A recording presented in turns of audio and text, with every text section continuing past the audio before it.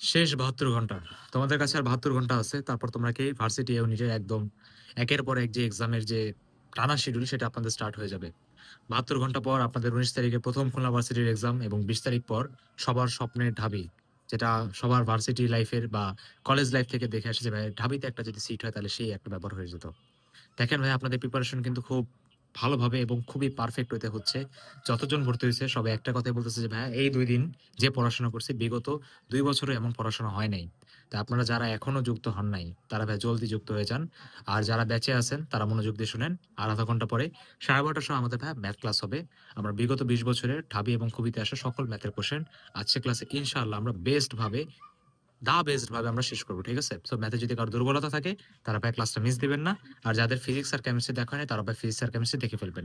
Paid ব্যাচে যারা আছেন তারা আপনাদের একটা লিঙ্ক এখন দেওয়া হবে। সেখানে প্লেলিস্টের লিঙ্ক দেওয়া থাকবে। সেখানে ফিজিক্স আর কেমিস্ট্রি দেওয়া থাকবে।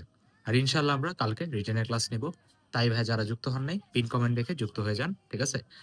আপনি দেখবেন পিন কমেন্টে একটু পড়লেই আপনি বুঝতে পারবেন যে ভাই ৳১৩০ সেন্ড মানি করে আপনার হচ্ছে স্ক্রিনশটটা বিকাশ নগদ রকেট যে কারণটা আপনি সেন্ড মানি করে আপনি ফেসবুক পেজে লিংকে পাঠাবেন। ঠিক আছে? হোয়াটসঅ্যাপে পাঠাবেন না। হোয়াটসঅ্যাপে তখনই পাঠাবেন যদি আপনার ফেসবুক না থাকে তখন। ঠিক আছে? নাহলে কিন্তু ভাই আপনার যুক্ত করতে দেরি হবে। কারণ আমি চাই না যে পরীক্ষার পরে এসে আপনি আফসোস করেন। কথা বুঝতে পারছেন?